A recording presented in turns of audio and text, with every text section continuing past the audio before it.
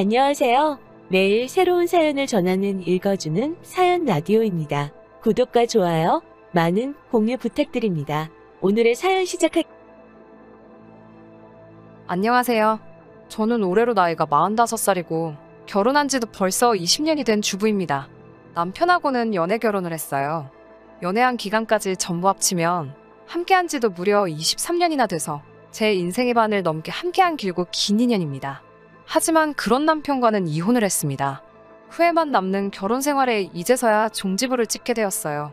연애하던 시절부터 오래 만나오기도 했고 수더분한 성격이 참 마음에 들어서 이 사람하고 함께 하겠다는 생각을 했고 연애를 하면서 자연스럽게 결혼을 하게 되었습니다. 삼형제 중 장남인 남편은 아래로 남동생이 2명이 있는데 둘째 도련님이 38이고 막내 도련님이 이제 37입니다. 올해로 47인 남편하고는 터울이 있는 편이에요. 장남의 책임감과 터울 있는 동생들 때문인가? 점잖기만 하던 그 성격이 남편의 단점이라는 걸 깨달은 건 결혼을 하고 나서도 한참 뒤였습니다. 그동안은 정말 그 성격 하나만 보고 참아왔지만 그 참아온 시간이 무색하게 잔뜩 후회만 드네요. 결혼할 적만 해도 시가가 굉장히 돈이 많았어요. 홀어머니인 시어머니는 의정부 쪽에서 예전부터 식당을 하고 계셨고 방송에 한번 소개가 되기 시작하면서 그때부터 굉장히 돈을 많이 버셨다고 하네요.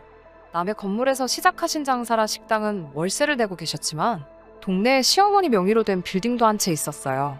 연애하던 시절에도 남편이 데리고 가서 식당에 몇 번 가본 적이 있었는데 갈 때마다 사람이 많아서 못 먹고 포기한 적도 몇 번 있어요.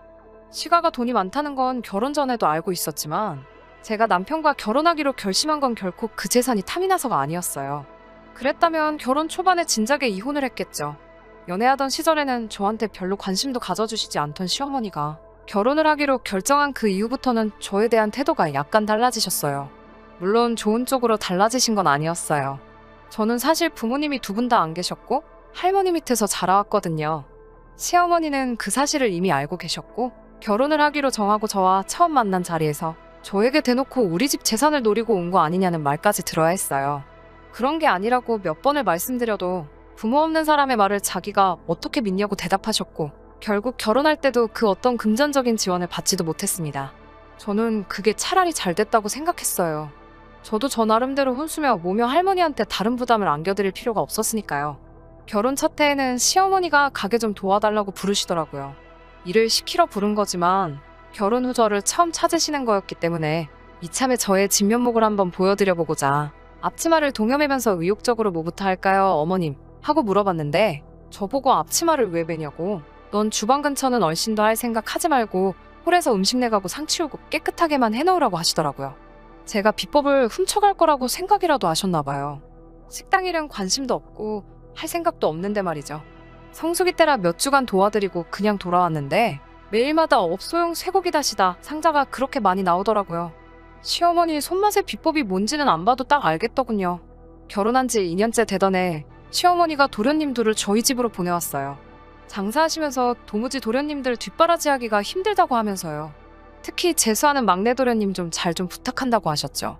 아예 지낼 방도 없는데 도련님 2명이 2층 침대 놓고 방을 떡하니 점령해버리는 바람에 아주 죽을 맛이었어요. 남편에게 중간에 못하겠다고 투정 아닌 투정을 부렸는데 남편은 장남으로서의 책임감인지 고집을 부리더라고요. 동생들이 나보다 더 소중한가 싶어 서운했는데 남편이 솔직한 심정을 이야기했어요. 아이도 태어나고 아무것도 없이 시작한 결혼 생활인데 사실 그동안 많이 부담감을 느꼈다고. 당장 제가 힘들건 이해하지만 시어머니가 아들 둘 맡겨놓고 생활비도 보태주실 거고 이참에 저도 며느리로 인정받고 해서 언젠가 이 시기만 넘기고 나면 시어머니가 나중에 우리한테 크게 한몫 챙겨주지 않으시겠냐 하면서 저를 설득하더라고요. 어차피 안 받고 시작한 거 저는 나중에라도 받아낼 생각도 없었지만 남편이 그렇게 가장이라는 직책에 부담감을 느끼고 힘들어하는지 몰랐어요. 부모님 도움 없이 우리 둘이서 사랑만으로도 살 수 있다고 생각했지만 외벌이인 남편에게는 현실의 벽이 너무 높았던 거죠. 그 모습도 안쓰럽고 해서 그렇게 도련님들 뒷바라지하면서 대학까지 전부 졸업시켜 보냈습니다. 집에서 나갈 때 고맙다는 말 한마디 없더군요. 시어머니가 생활비를 줬으니 당연한 거라고 오히려 제가 신세진 것처럼 생각하는 것 같았어요. 사실 도련님 2사람 먹성에 남는 장사도 아니었거든요. 집에 있어봐야 도련님들 뒷바라지만 하게 될 것 같아서 저도 그때부터는 아이 없고 나가서 할 수 있는 일은 전부 다 했어요. 그러니 시어머니한테 돈은 있는 대로 받아놓고 저는 꼴랑 빈방 하나 내줬다는 정도로만 생각하더군요. 그렇게 열심히 일하고 아끼고 모아서 서울 변두리기는 하지만 아파트도 저희 명의로 하나 갖게 되었습니다. 에어버가며 일해번 돈, 쓰고 싶을 때 아낀 돈 모아서 산 아파트인데 시가에서는 자기가 보내준 생활비로 샀다고 생각하더라고요. 도련님들도 대학을 졸업하고 저희 집에서 다 나가게 되었고 어차피 이제 안 볼 사람들이다라는 생각에 그냥 앞으로 좋은 일만 생각하자고 했어 무시했어요. 시어머니는 여전히 돈이 많으셨지만 당시 시어머니의 식당은 장사가 계속 잘 되지만은 않았어요. 한자리에서 오래 해서 단골 손님은 많았지만 시대가 빠르게 변하면서 더불어 빠르게 바뀌어가는 사람들 입맛을 잡을 수는 없었나 봐요. 어느 날 시어머니가 저희 집에 오셨어요. 집들이 할 때도 오신 적이 없는데 느닷없는 방문에 저나 남편이나 많이 놀랐었죠. 무슨 일인가 해서 같이 앉아있는데 시어머니는 며느리는 집안일에서 빠지라고 하시면서 저보고 자리를 물러달라고 하셨어요. 그날 시어머니가 남편에게 부탁해온 내용은 정말 말도 안 되는 이야기였습니다. 저희 아파트를 담보로 대출을 받아오라고 하셨다더군요. 빌딩도 가지고 계신 분이 왜 우리 돈이 필요하냐고 바락바락 우기면서 말렸죠. 시어머니는 장사가 안 되는 식당에 월세로 나가는 돈이 많다고 하시며 식당을 본인 소유 빌딩으로 옮기려고 한다 하더라고요. 인테리어며 시설이며 다 새로 하셔야 하는데 돈이 모자라서 저희 보고 대출을 받아오던지 집을 팔아보태던지 하라고 하신 거였어요. 이 집을 자기가 해준 거나 마찬가지라고 하셨다나요. 저는 끝까지 반대했지만 남편은 저 몰래 대출을 받아서 시어머니의 뜻을 따랐어요. 이때 이혼해버렸어야 하는데 하는 생각이 들 때도 있습니다. 남편이 저 몰래 대출을 받은 사실을 알게 된 날 시어머니 식당으로 쳐들어가서 배 깔고 누웠죠. 애초에 이 자리가 시어머니 평생을 바쳐 일궈온 자리인데 뭐하러 내 돈까지 들여가면서까지 처음부터 새로 시작하시냐고 한마디 했죠. 시어머니가 너같이 대학물도 못 먹어본 게 어찌 큰 뜻을 이해하겠냐고 면박을 주시더군요. 대학물 안 먹은 건 시어머니도 마찬가지고 제 남편도 동생들 뒷바라지 한다고 대학교 문턱도 밟아본 적 없는 사람이거든요. 이 자리에서 월세로 나가는 돈이 얼만지나 아냐며 면박을 주셨어요. 건물주가 올려달라는 대로 다 올려줘야 되는 와중에 내 건물 냅두고 왜 남의 건물 잘 되게 도와주냐는 듯이 이야기하셨어요. 월세가 얼만지나 아냐고 하면서요. 감히 대학교도 안 나온 제가 배운 사람 뜻을 이해하겠느냐며 가게를 옮기는 건 막내 도련님의 아이디어였다는 걸 알려주시더군요. 식당이 망하든 말든 저는 아무 상관도 없었는데 왜 제 돈 가지고 그러냐고 저는 그렇게는 죽어도 못한다고 소리를 지르면서 결사반대를 했죠. 그 과정에서 시어머니와 심한 대화가 오고 갔고 결국 연을 끊는다는 이야기까지 오고 갔습니다. 저는 그럴 거면 그러라고 했어요. 다행히 남편이 가져간 돈은 돌려받았습니다. 저에게 그때 그 서울 변두리의 싸구려 아파트는 저의 인생 모든 것이나 마찬가지였어요. 이 아파트 하나 말고는 내가 가진 거 아무것도 없었으니까요. 남편의 가족보다 제가 가지고 있는 재산을 택했습니다. 남편은 제가 경솔했다고 여태까지 힘들게 두 도련님 뒤치다꺼리 하면서 대학 보내놓은 게 다 허사가 됐다면서 제 탓을 했습니다. 시어머니도 이제 곧 은퇴할 텐데 건물이 됐든 식당이 됐든 아파트가 됐든 그 전부가 우리 것이 될 수도 있었는데 제가 그 푼돈에 눈이 멀어서 다 말아먹었다고 하더라고요. 그리고 그게 우리 돈이지 왜 네 돈이냐고 하냐는 식으로 저를 꾸짖었습니다. 남편 말에도 일리가 있다는 생각에 여태까지 참아오며 고생한 거 허서로 만들었다는 그 말이 정말로 제가 경솔했나 싶기도 했지만 그래도 이제 시어머니 두 도련님의 그림자도 볼 일이 없게 되었으니 속 하나만큼은 너무 후련하더라고요. 대학물 먹은 막내 도련님의 아이디어는 별거 없었습니다. 제가 말한 대로 그나마 단골이라고 자주 오던 손님들은 단지 위치적으로 가까워서 오던 손님들이었어요. 다시다로 맛을 낸 식당이 딴 데 가면 또 없는 것도 아니고 아무 데서나 먹을 수 있는 비슷한 맛을 찾으러 동네 구석까지 손님들이 찾아올 이유가 없었죠. 그렇게 시어머니는 서서히 여태 쌓아오신 돈을 잃어가고 있었어요. 그러면서 사건이 하나둘씩 터지게 됩니다. 대학물을 실컷 드신 둘째, 막내 도련님이 둘이서 사업을 할 거라고 까불고 다니면서 결국 시어머니의 그 자랑스러운 건물까지 날리게 되고 식당도 장사가 안 돼서 결국 문을 닫게 되었습니다. 여기저기 가지고 있던 땅이며 기타 소소한 재산들은 두 도련님들이 번갈아 가면서 다 날려먹으시고 시어머니 손에는 서울 편두리에 구해둔 1억 5천짜리 아파트 하나만 남게 되었답니다. 시어머니 전재산 날려먹은 잘난 두 도련님은 더 이상 빨아먹을 게 없어졌다고 생각했는지 어느 날부터 코빼기도 안 비치고 연락도 한 통 없었나 봐요. 식당이 망한 후 무릎까지 안 좋아져 거동도 불편해진 시어머니는 결국 연 끊고 살던 저희 부부를 찾으신 거예요. 시어머니가 저한테 그땐 미안했다고 제 말을 들을 걸 그랬다며 자식들 다 잘못 키우고 돌이켜보면 저만한 며느리가 없다고 하시며 제 눈치까지 보셨어요. 여장부 같던 이미지는 온데간데 없어지고 살도 많이 빠지셔서 그런가 보잘것 없어 보이게 변한 모습에 마음이 많이 안쓰럽더라고요. 전 재산을 탕진한 두 아들놈은 연락도 없다고 하시면서 이제 무릎도 많이 안 좋아서 여기서 혼자 지내다 혹시 잘못돼서 죽어도 아무도 모르겠다는 말을 하시며 저희 부부한테 이 집으로 같이 들어와 살지 않겠냐는 제안을 하셨어요. 가지고 있는 거 이 아파트 하나밖에 없으니 이 집에서 같이 살면서 거동이 불편한 자기를 도와주면 3년이 지나고 아파트를 제 이름으로 돌려주신다고 하시더라고요. 시어머니 손에 단 하나 남은 전 재산인 아파트가 탐이 난 건 아니었지만 그동안 누릴 거 다 누리고 살아온 두 도련님과 달리 뭐 하나 받지도 못하고 고생만 하고 살았던 남편이 말에 걸려 그러기로 했습니다. 저는 아파트가 하나 있었으니 이건 남편 이름으로 해주고 싶었어요. 지금 살고 있는 집을 전세로 돌리고 가끔씩 나가서 일손을 돕던 식당도 그만두고 그렇게 시어머니를 봉양하기로 했어요. 애초에 안쓰러운 마음에 합가를 수락한 제 잘못이기는 하지만 설마 이런 일이 또 있을 거라고는 상상도 하지 못했죠. 시어머니와 합가를 한 지 2년 정도 지나지 않아서 이 아파트의 재개발 호재랑 이런저런 게 많이 겹쳐서 집값이 몇 배나 올라버린 거죠. 그 소식만 들으면 남편 것이 될 아파트였기 때문에 둘도 없이 좋은 소식일 테지만 그 소식을 저만 들은 게 아니란 게 문제였어요. 알거지가 된 시어머니 토사구팽해놓고 지 살길 찾아간 두 도련님들이 집값이 올랐다는 소식을 어디서 또 듣고는 시어머니를 찾아온 거죠. 처음에는 그간 잘 지내셨냐면서 인사도 하고 야윈 어머니를 부둥켜 안고 울기도 하는 모습에 그동안 사람이 돼서 온 건가 싶었는데 본심은 마지막 하나 남은 시어머니의 아파트마저 가져가기 위해 찾아온 거더라고요. 시어머니도 그동안 당한 게 있으셨는지 더 이상 사업만큼은 도와줄 수 없다고 하셨는데 두 도련님이 그게 아니라고 들어보라고 하면서 코인이니 주식이니 어쩌고 떠들면서 이건 사업이 아니라 투자라고 말하면서 장황하게 설명을 늘어놓더라고요. 1년만 가지고 있으면 돈이 몇 배로 불어난다고 자기들이 확실한 정보를 가지고 찾아온 거니 믿고 투자해보라고 하더라고요. 장황하게 떠들고 있는 도련님들 설명을 끊고 이 집은 내년에 제 명의로 돌아올 거니 아무 기대하지 말고 돌아가시라고 했어요. 두 도련님이 제 말을 듣고 대본에 그런 게 어딨냐고 따지는 말에 대학 졸업할 때까지 우리 집에 빈대 붙은 두 사람 뒷바라지 해줬더니 해놓은 거라고는 어머님 재산 탕진한 거밖에 더 있냐고 그렇게 돈 날리고 있는 동안에 우리가 어머님께 받은 거 하나라도 있었냐는 말에는 꿀먹은 벙어리처럼 아무 말도 대답 못하고 병풍처럼 가만히 있다가 제 완강함에 지쳤는지 결국엔 나중에 다시 오겠다며 나가더라고요. 그날 저녁에 어머니가 저를 따로 부르셨어요. 그때 주기로 한 이 집이 그때보다 시세가 올라 지금은 7억이 넘는다며? 저에게 명의를 돌려주는 건 없던 일로 하고 대신 그 당시 집값이었던 1억 5천을 줄 테니 그걸 받으라고 하더군요. 그게 무슨 말이냐 했더니 도련님들 마지막으로 한 번 더 도와줘야 하지 않겠냐고 했습니다. 그게 말이나 되는 소린가요?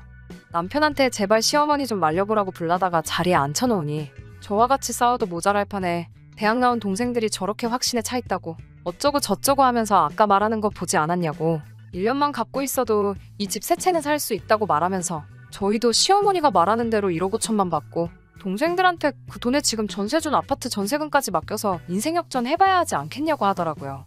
끝까지 제가 그렇게는 할 수 없다고 하자 너는 돈을 왜 그렇게 밝히냐고 이때야말로 온 가족이 힘을 합쳐야 할 때인데 저보고 너무 저만 아는 것 아니냐며 너무 이기적인 게 아니냐며 쓴소리를 했어요. 동생들이 시키는 대로만 해도 우리가 20년 동안 모은 돈의 몇 배를 1년 만에 벌게 되는 거라고 오히려 시어머니랑 도련님 편을 들면서 저를 설득하려고 하더군요. 여태까지 20년을 참아온 모든 게 무너지는 것 같았습니다. 저는 모든 걸 포기해버렸어요. 그래서 이 집은 어머님 거니까 어머니 알아서 하시라고 했어요. 삼형제에게 똑같이 나눠주시든 나이 순으로 차등을 두시든 학력 순으로 나눠주던지 알아서 하시라고요. 저는 이제 더 이상 두 도련님한테 뭐 하나도 양보하고 싶은 마음이 없으니 여기까지 하겠다고 말하고 남편에게는 전세로 돌림 먼저 살던 아파트만 확실하게 제 명의로 돌려놓고 나서 이혼을 하자고 했습니다. 어디 온 가족이 한번 힘을 합쳐보라고 저는 이제 가족 안 할 거고 애초에 이 아파트도 제가 갖고 싶어서 심호봉양하기로 한 게 아니고 여태까지 한 푼도 못 받은 남편을 위해 결정한 거니 남편이 하고 싶은 대로 하는 게 맞다고 했어요. 단지 더 이상 당신네 가족들에게서 놀아나는 꼴은 견딜 수 없다고 저는 이제 그만 이 집 가족이라서 빼달라고 사정을 하며 이혼하게 해달라고 부탁했습니다. 두 사람은 끝까지 저보고 나중에 땅을 치고 후회할 거라고 말하더군요. 나중에 다시 후회하며 돌아와도 절대로 받아주지 않겠다고 말하면서요. 저도 시모와 남편에게 후회하지 않을 테니 저를 절대 받아주지 말라고 되받아쳤어요. 그냥 이제 완전히 남남이라고 더 이상 볼 것도 없다고요. 대신 제발 지금 전세를 준 그 집만 확실하게 제 명의로 돌려달라고 했습니다. 지금 어머님이 살고 계신 집은 어떻게 하셔도 아무 상관 안 하겠다고요. 하지만 집값이 오른 게 오른 거지 다른 집도 다 가격이 올랐잖아요. 당장 그 집을 팔고 갈 곳이 없어진 두 사람은 이혼을 하고 나서도 제가 사는 집에서 몇 달 동안 신세를 졌어야 했어요. 아파트를 제 명의로 돌리기 위해서라도 제 집에 들이는 것만큼은 싫었지만 결국은 그렇게 하게 해줬습니다. 어차피 도련님들이 그 투자금을 몇 배로 불려서 가져올 테니 그때까지만 지내겠다는 조건이었어요. 그때가 되면 여기서 지낸 만큼 한 달에 100만 원으로 계산해서 제 얼굴에 아주 돈다발을 던져버리겠다고 벼르고 있더라고요. 언젠가 남편이 이것 좀 보라고 하면서 다시 생각해도 이젠 늦었다면서 자랑하듯이 보여준 사진이 하나 있었어요. 진짜 두 도련님이 웬일로 그 투자금을 2배 넘게 불려놓았더라고요. 하지만 아쉽지 않았습니다.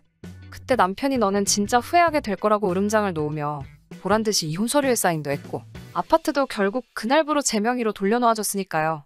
하지만 돈 날리는 재주만큼은 기가 막혔던 두 도련님은 그날로부터 3개월도 안 돼서 15억이라는 돈을 7천만 원으로 만들어버리는 기적을 행하더군요.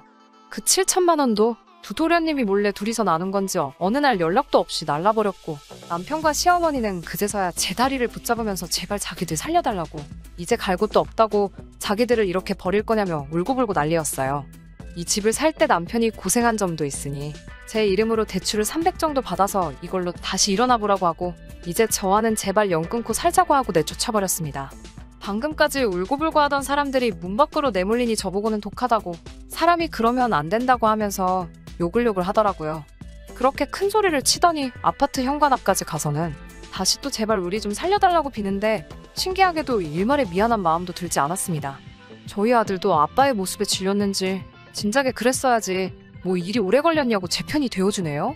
제 자식은 끝까지 저의 편을 들어줘서 다행이라고 생각합니다.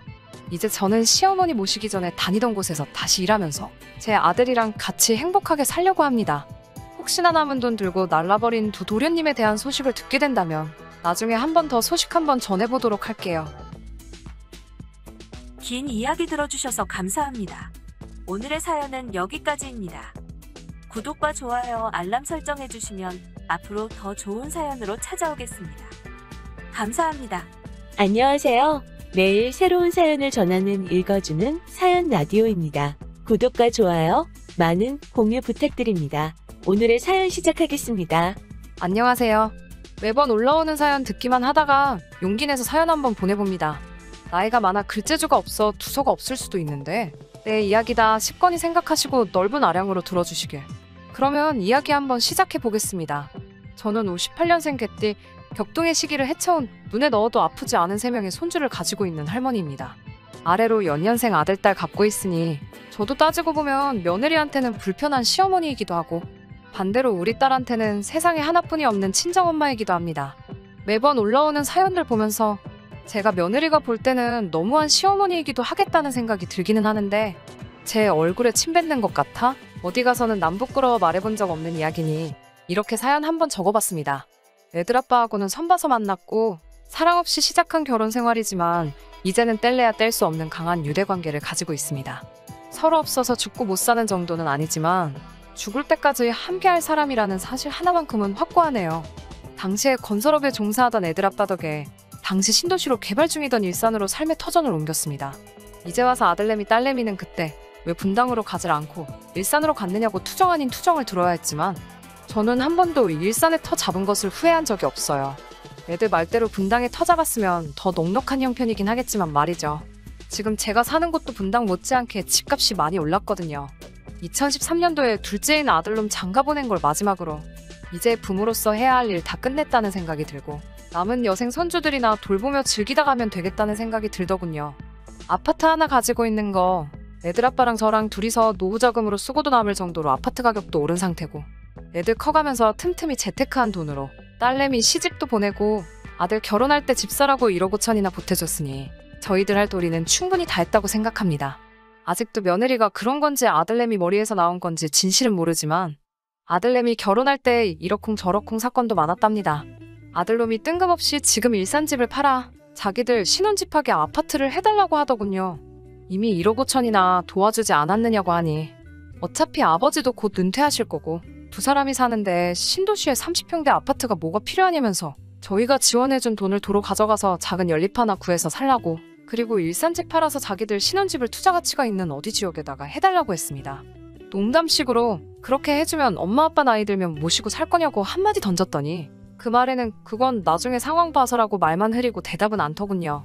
사실 그럴 생각도 없고 기대도 한 적 없지만요. 너무 완강하게 부탁해오는 판에 어떻게 해야 할지 고민하다가 먼저 시집간 딸아이한테 전화해서 이 상황을 이야기했어요. 그때도 역시 그렇게 할 생각은 없었고 상황이 이러한데 너는 어떻게 생각하느냐 물어볼 심산이었습니다. 그런데 딸내미는 대번에 불같이 화를 내면서 저한테 한마디 하더군요. 자기 결혼할 때는 3천밖에 해주질 않았으면서 동생 1억 5천 해줄 때도 불만이 있었지만 가만히 있었는데 동생한테 재산이라고 집 하나 있는 것까지 팔아서 해주려고 하는 거냐면서요.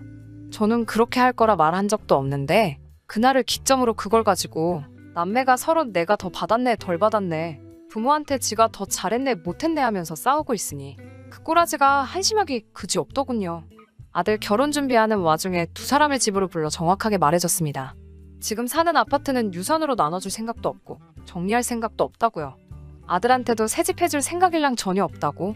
이 아파트가 뭐라고 남매가 서로 네가 잘했네 내가 잘했네 하는 꼬라지 보니 그냥 두 놈 다 꼴도 보기 싫고 그냥 노후에 집을 담보로 니들한테 손 하나 안 벌리고 주택연금이나 타먹다가 갈 거니 그렇게 알라고만 하고 말았습니다. 물론 진심은 아니었습니다. 그 말에 아들내미도 딸내미도 저에게 그게 뭐하는 짓이냐면서 자식들 잘되게 해줘야지 왜 나라에다가 집을 주냐며 방방 뛰더군요. 딸내미는 그래도 첫째라고 그날 이후로도 아무 일 없다는 듯이 평소처럼 연락도 하고 집에도 틈날 때마다 들르는데 제 집 팔아 자기 집 해줄 줄 알았던 아들놈은 결혼하고 나서 2년 동안 우리 찾아오는 건 고사하고 잘 지내시냐 안부 전화 한 통도 한 적이 없습니다. 자식 농사 잘못 지은 셈 치고 없는 자식이다 생각하고 돈 때문에 이렇게 영영 안 보고 사는갑다 싶었는데 연락 안 하고 산지 2년째 되던 애 말도 없이 며느리랑 집으로 불쑥 찾아오더군요. 며느리 배가 남산만큼 불러서는 저한테 엄마 이제 2달만 있으면 두 쌍둥이 할머니 될 거라고 너스레를 떨며 자랑처럼 이야기를 하더라고요. 처음에는 아들이 이제 아빠가 되니 부모된 심정을 이해한 거라 생각했습니다. 그래서 영영 안 볼 것 같이 연락 끊고 지내던 저한테 찾아온 거라 생각했고 그런 점이 장하기만 하고 감동스럽기 그지 없었습니다. 아이 태어나면 며느리 조리원 비용에 보태라고 삼짓돈 100만 원을 꺼내서 줬어요. 아이들 태어나고 3달째 되던 날에 갑자기 그렇게 불쑥 찾아온 시커먼 본심을 이야기해오더군요. 지 마누라가 이제 회사로 복직을 해야 하는데 상둥이 봐줄 사람이 없다며 저보고 쌍둥이 좀 봐줄 수 없겠느냐고 물어보더군요. 사돈댁이 지방인지라 친정에 맡기고 싶어도 상황이 여의치가 않다고요. 시커먼 속내가 훤히 보여 내키지 않았지만서도 딸아이 첫 손주 태어났을 때 딸아이는 전업주부이기도 하고 사위가 지방공무원이라 사는 지역이 멀어 손주보는 재미는 딸아이 시가 쪽에 양보했어야 했거든요. 손주 돌보는 게 소원이기도 했고 그래서 알겠다고 했습니다.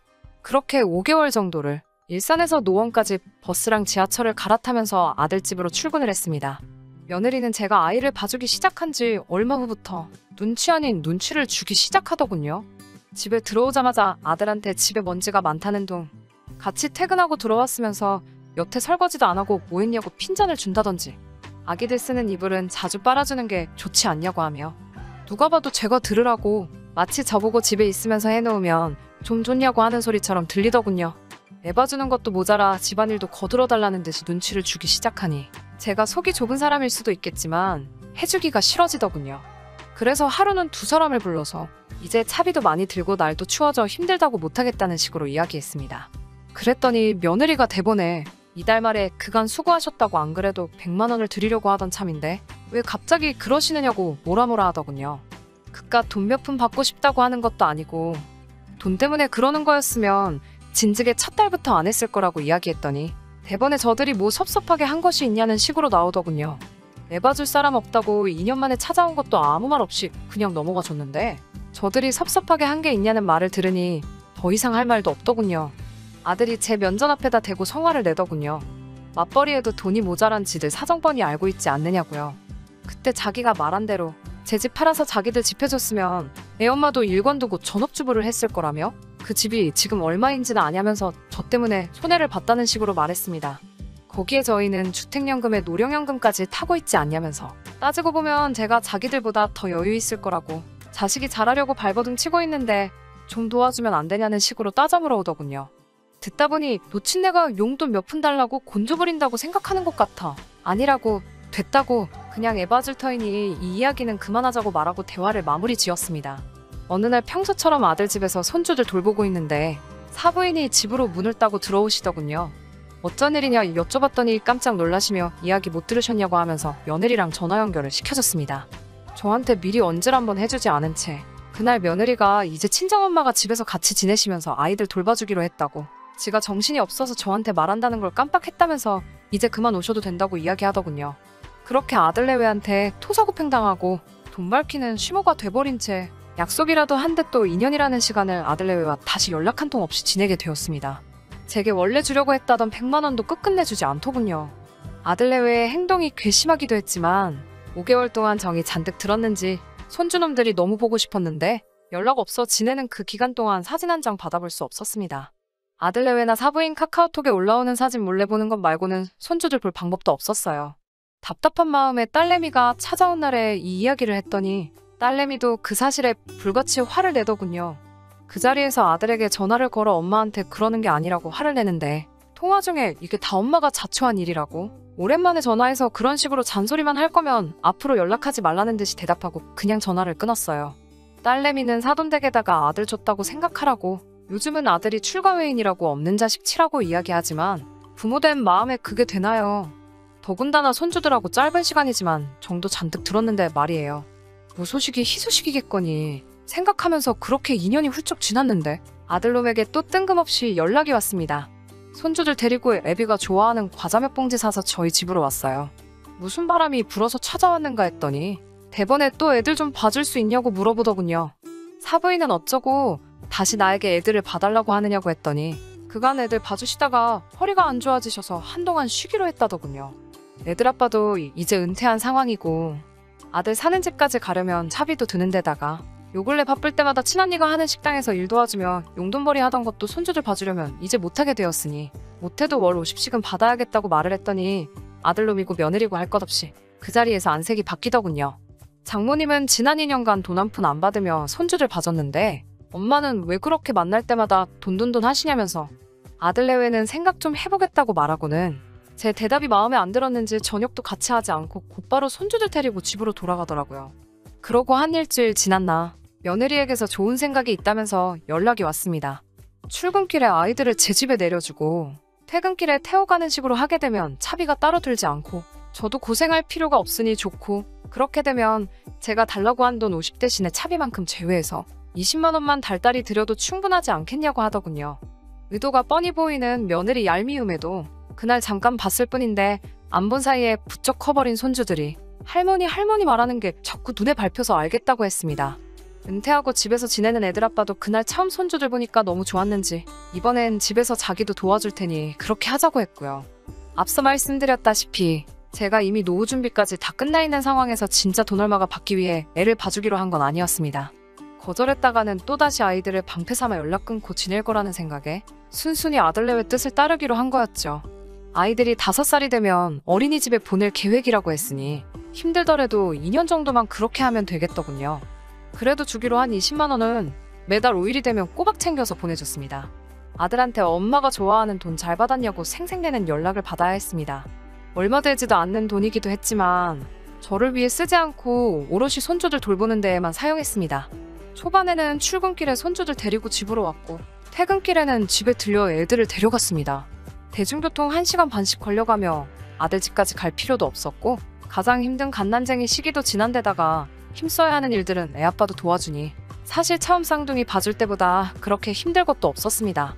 조금은 어른이 된 건지 퇴근길에 가끔씩 저녁으로 먹으라고 이것저것 사오기도 하고 금요일에 아이들 데리러 오면서 외식도 몇 번 하고 했습니다. 하지만 그나마도 처음 몇 달만 그런 식이었습니다. 매일매일 데려다주고 데려가고 하더니 어느 날부터 야근을 해서 시간이 안 된다, 이래서 안 된다, 저래서 안 된다 이런저런 핑계로 하루씩 거르기 시작하더군요. 손주들 봐주기로 한 지 4달 정도 지나고부터는 아예 월요일 출근길에 애들을 내려놓고 금요일 퇴근길에 데려가는 식으로 바뀌어 버렸습니다. 그런 식으로 주일 내내 손주들 봐주기 시작한 지 1년이 지났습니다. 몇 번씩은 그만하겠다는 생각이 머리 끝까지 올라오고 했지만 무럭무럭 자라는 손주들 보니 또 그렇게 할 수는 없더라고요. 얘들이 무슨 죄가 있나 싶기도 하고 은퇴하고 적적해하던 남편도 손주들 돌보면서 즐거워 보이고 생기도 도는 듯 보였고요. 그걸 보면서 몇 번을 참아가면서 견뎠습니다. 그러던 어느 날이었습니다. 여느 날처럼 손주들 보면서 있는데 웬일로 사부인한테 연락이 오더군요. 지인들이랑 파주에 있는 아울렛 다녀오는 길인데 파주랑 일산이 거리가 가까우니 오랜만에 손주들 얼굴 좀 보고 싶다고 집 주소 좀 알려달라고요. 얼마 안 있어서 도착한 사부인은 허리가 아프시다더니 그 말과는 다르게 선수가 훤해 보였습니다. 차 한 잔 내어드리며 요즘 어떻게 지내시냐고 물어봤죠. 그런데 사부인이 한 대답에 저는 크나큰 충격을 받게 되었습니다. 일전에 제가 손주들 처음 태어나고 5개월간 아이를 봐주다가 사부인이 아들내외 집에 상주하며 애들을 봐주기로 했을 때 달달이 애들 봐주는 걸 이유로 150만 원씩 받아왔다는 사실을 말해주더군요. 그때 달달이 받으며 모아둔 돈으로 유럽 여행을 다녀오려던 참이었는데 요즘 시국이 이렇다 보니 그냥 친구들하고 여기저기 돌아다니면서 놀러다니고 취미로 골프도 배워서 요즘 바쁘게 살고 있다고 자랑처럼 이야기하더라고요.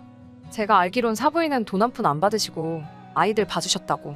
그 말 듣고 반성도 많이 했고 사실 지금 애들한테 20씩 받고 있는데 사부인 돈 한 푼 안 받고 애 봐주셨다는 말 떠오를 때마다 그 돈으로 순대 한 줄 사 먹기도 죄 짓는 것 같아 아이들한테만 쓰고 있다고 말을 했습니다.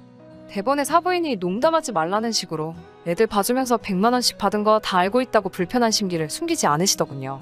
원래 사부인도 아이들 돌봐달라는 부탁에 달마다 200씩을 달라고 하셨는데 제가 100만 원을 받고 애를 봐줬다는 말에 자기도 100만 원씩 받은 거라고 하면서요. 그러다가 애들 둘을 봐주는 게 도저히 100만 원 가지고는 본전도 안 나오는 장사라고 생각해서 몇 달 뒤에 100씩 받던 걸 150씩 받기로 했고 애 시집 다 보내놓고 또 뒷바라지 해주는 것 같아? 그것도 하다가 힘들어서 그만둔 거라고 말하더군요. 계속 제가 하는 말이 거짓말이라는 듯이 믿지를 않으시길래 그때는 100만 원은 커녕 제 돈으로 차비내가면서 애들을 봐준 사실부터 5달치 양육비라며 준다고 했던 그 돈도 끝끝내 받지 못했다는 사실도 전부 이야기해줬습니다. 그래도 사부인에게는 참 감사한 게 그쯤 되면 사부인이 자기가 말실수했다는 걸 깨닫고 상황을 무마하려 애를 썼을 텐데 같은 자식 둔 부모된 마음으로 제 편에 서서 같이 화를 내줬습니다. 퇴근하면 집으로 오지 말고 휴가로 오라고 며느리에게 전화를 하더군요. 오는 길에 제 아들한테도 연락해서 두 사람 다 여기로 모이라고 부부를 전부 소집했습니다. 그러고는 제 손을 붙잡고 자기가 자식 교육을 똑바로 못 시킨 바람에 사돈이 고생을 하셨다면서 눈물을 뚝뚝 흘리더군요. 자기는 그 사실도 모르고 이렇게 혼자서 놀러만 다녔다면서 얼마 남지는 않았지만 양육비로 받은 돈 전부를 저한테 보내야겠다고 하는 말에 그러실 필요까지는 없다고 거절하느라 아주 혼이 났습니다. 몇 시간 지나지 않아서 며느리가 먼저 저희 집으로 도착했습니다. 시어머니와 친정엄마가 한자리에 모여있으니 보통 상황이 아니란 걸 눈치챈 듯 며느리는 아무 말도 없는 저희 두 사람 눈치를 살피더군요. 그 후 곧바로 제 아들이 뒤늦게 집으로 들어왔고 두 사람이 자리에 앉자마자 사돈은 니들이 자식 새끼이기 이전에 사람 새끼가 맞냐는 식으로 호통을 치더군요. 손주들을 방패 삼아 할머니한테 갑질을 하는 사람들은 들어본 적도 없지만 그게 다른 사람이 아니라 지 자식 새끼였다는 사실이 아주 놀랄 노짜라면서 사돈은 며느리에게 그동안 제가 애들 봐온 기간을 계산해달 200씩으로 계산하고 주기로 했다가 안 준 100만 원까지 포함해서 3,100만 원을 당장 저에게 입금하라고 했습니다. 혼나는 동안에는 쩔쩔매며 아무 말도 없다가 돈을 내놓으라 이야기하니 그때 돼서야 입을 열더군요. 자기들이 그런 큰 돈이 어디 있냐고 그렇게는 할 수 없다고요. 사돈은 대번에 할머니들이 돌아가며 4년 동안 애 봐주는 동안 사지멀쩡한 맞벌이 부부가 3천도 못 모은 게 말이나 되냐면서 니들이 진짜 사람 새끼들이 맞냐며 혀를 째째 차는데 쩔쩔매는 아들놈 보니 마음이 아프기도 했지만 제가 하고 싶은 말을 그대로 해주시는 것 같아 속이 아주 후련했습니다. 언성이 높아지는 와중에 손주들이 소란에 울기 시작하니 그때 정신이 퍼뜩 들더군요. 애들한테는 됐다고 애초에 돈 때문에 한 것도 아니고 손주들 보면서 기쁜 날이 더 많았으니 이쯤 해도 되겠다고 했습니다. 대신 두 사람 앞에 충격적인 사실을 하나 발표해줬습니다. 사실 어차피 갈 사람인 마당에 너희한테 조금이나 물려주려고 주택연금 신청을 하지 않았는데 덕분에 이제 결심이 섰다고 너희들에게는 더 이상 10원 한 장도 주지 않을 거라고 말해줬습니다. 이 정도면 충분히 해줄 만큼 해준 거 아니냐 했더니 두 사람은 묵묵부답으로 일관하더라고요. 애들은 손주들 데리고 집으로 돌아갔고 사돈어른은 계속 죄송하다고 말하면서 다음날 점심이나 거하게 쏘겠다며 저희 집에서 자고 가겠다고 했습니다. 사돈하고는 그날 밤에 한참 더 이야기를 나눴는데 자기가 생각해봤는데 주택연금을 신청하는 것보다 이렇게 하는 게 어떻겠냐면서 제안을 하나 하더라고요. 지금 사는 집을 팔아 자기들 사는 동네로 이사를 오는 게 어떻겠냐고요. 요즘은 지방도 개발이 잘 되어서 사는데 어려움 없고 어차피 같이 늙어가는 마당에 가차이에서 상부상조하면서 잘 살아보면 어떻겠냐고 말해왔습니다. 그래서 반평생을 살아온 일산 아파트는 결국 정리를 했습니다. 사돈댁이 있는 지방으로 이사를 하면서 당연히 손주들은 더 이상 돌볼 수 없게 되었죠. 울며 겨자 먹기로 어린이집을 보내기 시작한 것 같은데 이상하게도 조금도 미안한 마음은 들지 않았습니다. 지방에 집을 구하고 남은 돈의 일부는 그래도 그나마 효녀노릇을 해왔던 딸내미한테 일부를 증여해줬습니다. 딸내미도 더 욕심 부릴 법도 한데 고맙다고 그리고 잘 생각하셨다며 이제 엄마 인생을 즐기면서 살라는 말이 어찌나 힘이 되던지 이래서 아들보다는 딸이 더 낫다는 말이 있는가 봅니다.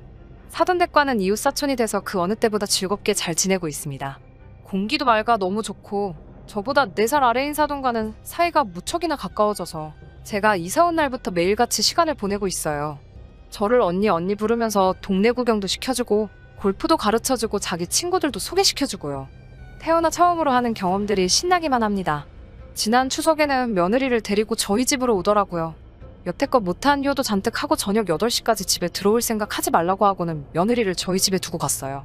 그나마 얼마 남지 않은 돈, 자기들 손에 들어올 거라는 생각인지 군소리 없이 청소며 설거지를 하기 시작하더군요. 지저분한 거 싫어하는 남편 성격에 매일같이 정리를 하고 있어 집 정리할 게 많이 없었습니다. 집단에는 할 수 있는 소일거리들을 전부 끝내고 나니 똥마려운 강아지 마냥 눈치 보면서 눈알만 굴리고 있는 모습이 안쓰러워 보여 할 일이 많이 없으니 그냥 소파에 앉아서 텔레비전이나 보다 시간 되면 가거라라고 했습니다.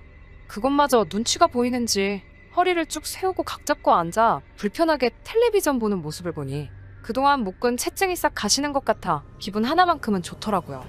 며느리 집에 가는 길에 고생했다고 이걸로 손주들 좋아하는 까까라도 사주라고 손에다가 10만원 꼬깃꼬깃 접어서 쥐어주니 눈물을 뚝뚝 흘리며 어머님 정말 죄송해요 하면서 우는데 너무 애들을 몰아세운 건가 싶어 마음 한쪽이 아프긴 했습니다. 손주들 생각하면 아들한테도 가기 전에 뭐 하나 해주고 싶은 마음은 굴뚝 같은데 사부인은 그런 놈들 해줄 게 뭐가 있냐면서 자기도 해주려고 했던 거 그냥 남은 여생 즐기는데 전부 다 쓰고 갈 거라고 요즘 시국이 조금 정리되면 같이 꼭 세계 일주나 한번 하자고 합니다. 사부인 시원시원한 성격은 제 평생 닮을 수 없을 것 같지만 그래도 앞으로 남은 여생 즐겁게 보내보려고 합니다. 글재주가 없어 지루했을 수도 있는데 끝까지 들어주신 분들께 너무 감사드립니다. 긴 이야기 들어주셔서 감사합니다. 오늘의 사연은 여기까지입니다. 구독과 좋아요, 알람 설정해주시면 앞으로 더 좋은 사연으로 찾아오겠습니다. 감사합니다. 안녕하세요. 매일 새로운 사연을 전하는 읽어주는 사연 라디오입니다. 구독과 좋아요, 많은 공유 부탁드립니다. 오늘의 사연 시작할... 안녕하세요. 이제 막 결혼한 지 4달이 좀 지나간 32살 여자입니다. 하도 주변에서 시자만 들어가도 부들부들 떠는 사람들이 많아서 어느 정도 마음의 준비는 했었지만 이 정도 일 줄은 상상도 못했습니다. 중학교 앞에서 작은 빵집을 운영하시던 저희 부모님은 매사에 근검절약이 몸에 밴 분들이에요. 하지만 음식 앞에서는 달랐습니다. 항상 좋은 음식과 맛있는 음식이 있으면 주변 사람들에게 권하고 나누기를 좋아하셨거든요. 예를 들어 저희 부모님은 아침에 갓 구운 빵의 일부를 늘 가게 앞에 내놓으셨어요. 학교 가는 학생들이나 어려우신 어른들이 부담 없이 가져가시라고요. 그런 부모님을 보면서 다른 사람들과 나누는 기쁨을 어려서부터 배울 수 있었어요. 인심 좋은 부모님 밑에서 많은 사랑을 받고 자란 저는 여대를 졸업하고 어느 정도 유명한 모기업에 취직했어요. 부모님은 제가 제빵 기술을 배워 빵집을 이어서 하길 바라셨지만 물밀듯이 들어오는 대형 프랜차이즈 빵집을 제가 이길 자신이 없더라고요. 또한 크건 작건 사업이 얼마나 어려운지도 알았기 때문에 저는 회사 생활을 하고 싶었고요. 입사 후 2년 정도 지나 회사 생활이 제법 손에 익었을 때쯤 같이 일하는 동료가 코딩을 배우러 다녀보지 않겠냐고 묻더라고요. 둘이서 다니면 할인을 해주는 곳이 있다고요. 마침 뉴스에서도 코딩에 대해서 계속 나오는 걸 봤던지라 좋다고 했죠. 그렇게 둘이 강남에 위치한 컴퓨터 학원을 다니기 시작했어요. 그리고 그곳에서 남편을 만나게 되었죠. 남편은 저희를 가르치던 선생님이었어요. 당시 저희를 포함해 총 8명의 직장인이 한 반에 있었고요. 보아하니 저처럼 다른 사람들도 퇴근 후에 저녁 먹을 틈도 없이 바로 학원으로 오는 것 같더라고요. 저는 그래서 가끔 저희 부모님이 만드신 빵을 가져가곤 했었어요. 그런데 남편이 말하길 이런 제 마음씨에 반했다는 거예요. 6개월의 수료기간이 끝나는 마지막 날, 남편은 저에게 정식으로 데이트 신청을 해왔어요. 사실 남편이 저에게 호감이 있다는 건 어느 정도 예상하고 있었고 저도 남편에게 관심이 있었기 때문에 저희는 몇 번의 데이트 후 바로 연인 사이가 되었네요. 남편은 서울모 대학에서 컴퓨터 전공으로 석사까지 마친 뒤 취업을 준비 중이었어요. 학원은 용돈벌이로 다녔다고 하더라고요. 사실 솔직히 처음에는 저는 직장 생활이 3년차에 접어드는 중이었던 반면에 남편은 아직도 취업준비생이라는 현실이 마음에 걸리긴 했네요. 불안한 제 마음을 알기라도 한 듯 남편은 사귄 지 2달이 좀 지났을 무렵 대기업 연구소에 취직했어요. 그리고 저 역시 사원에서 대리로 승진을 했고요. 30을 넘긴 상태에서 직장까지 안정적인 형태를 갖추니 남편이 슬슬 결혼 이야기를 꺼내더라고요. 사실 저는 결혼에 대한 생각이 없었기에 처음에는 좀 당황스러웠는데 남편은 마치 탱크처럼 일사천리로 밀어붙이더라고요. 그렇게 사귄 지 반년이 채 안 되었을 때쯤 저는 남편의 부모님을 만나게 되었네요. 사대독자라는 남편에 대한 시어머니의 사랑은 실로 엄청났어요. 하지만 자기 자식 안 이쁜 부모가 어디 있나요? 그렇지만 시부모님 댁에 들어서자마자 이게 정상인가 싶을 정도로 극진하더라고요. 시어머니 댁에 도착했을 때는 저녁 먹기에 살짝 이른감이 있는 5시였어요. 시어머니와 저, 그리고 남편이 실에 앉아서 어색한 대화를 시작죠. 시어머니는 크게 저에 대해서는 궁금하신 것 같지 않았어요. 저는 남편이 이미 어느 정도 이야기를 해서 그런 줄 알았고요. 근데 그게 아니더라고요. 시어머니는 그저 저와 남편이 평소에 어떻게 데이트를 하는지만 궁금해하셨어요. 도대체 어디서 뭘 먹고 다니냐가 질문이셨죠. 저는 다른 연인들처럼 기념일에는 조금 좋은 데도 가지만 주로 회사 근처 식당에서 식사를 한다고 말씀드렸어요. 그게 사실이거든요. 그러자 시어머니가 굉장히 못마땅하신 듯 한숨을 쉬시곤 저에게 그렇게 먹이지 말라고 하시더라고요. 제가 그게 무슨 말씀이신지라고 여쭤봤어요. 그러자 하시는 말씀이 남자가 자고로 밖에서 사회생활하려면 밥심이 제일이라면서 식당 밥은 영양가도 하나 없고 몸에 해만 된다고 하시는 거예요. 그러면서 너 우리 아들이랑 결혼할 거라면서 그러면 앞으로는 식사는 너네 집에 가서 해먹이도록 해라고 하시는 거예요. 그러면서 우리 아들은 너랑 연애하기 전에는 어쩔 수 없을 때 빼고는 삼시세끼 다 집에서 내 손으로 한 밥 먹고 살았다고 하시더라고요. 항상 좋은 식재료에 사랑을 담아서 따뜻한 새끼밥 먹여서 이렇게 멋지고 훌륭하게 키워놓은 거 안 보이냐면서요. 그런데 저를 만나면서 정체도 모를 음식을 먹고 그래서 요즘 남편 얼굴이 폭삭 사갔다나요. 저는 첫 만남부터 시어머니에게 꾸중 아닌 꾸중을 듣고 속이 너무 상했어요. 지금 생각해보면 당장이라도 박차고 나왔어야 했는데 그때는 그러질 못했어요. 제가 정말 잘못한 것 같아서 몇 번이고 시어머니께 죄송하다고 고개를 숙였죠. 바보같이 그때는 시어머니가 절 정말 며느리감으로 생각해서 그렇게 말씀하시는 건가 싶기도 했고요. 게다가 그런 시어머니를 말렸어야 하는 남편도 며느리인 제가 뭘 몰라서 그런 거니 엄마가 이해하라며 시어머니를 두둔하고 있었고요. 지금 이걸 쓰면서 그때를 다시 떠올리니 정말 열불이 나네요. 다행히 어느덧 저녁 먹을 시간이 되자 시어머니가 부엌으로 가셨어요. 남편이 가만 있어도 된다고 말은 했지만 그냥 앉아있자니 가시방석이 따로 없더라고요. 그래서 얼른 일어나 시어머니가 계신 부엌으로 향했어요. 시어머니는 너무 자연스럽게 저에게 이것저것을 시키셨고요. 그때까지만 해도 저도 긴장을 많이 한 상태였기 때문에 그게 이상하다고 생각은 못하고 시키는 것부터 얼른 했어요. 소고기 묵국을 끓이신다면서 저더러 물을 썰라고 하시더라고요. 그런데 제가 몇 번 칼질을 하기도 전에 혀를 차시면서 칼을 채가시더라고요. 그러면서 집안일을 이렇게 해서 우리 아들 뭘 어떻게 해먹이겠냐며 걱정이라고 한숨을 쉬시는 거예요. 숨막히는 시간이 얼마간 지나고 비로소 식사가 준비되었죠. 저는 시어머니의 진두지휘 아래 상을 차렸고 상이 다 차려지자 남편은 부르기도 전에 식탁에 와서 앉더라고요. 저희 아버지는 저랑 저희 어머니가 식사를 준비하고 있으면 늘 옆에서 거들어 주셨거든요. 그런데 남편은 가만히 앉아서 핸드폰만 하고 있더라고요. 하지만 이상하다고 느끼기도 전에 시어머니가 지정해 주신 자리에 앉아야 했어요.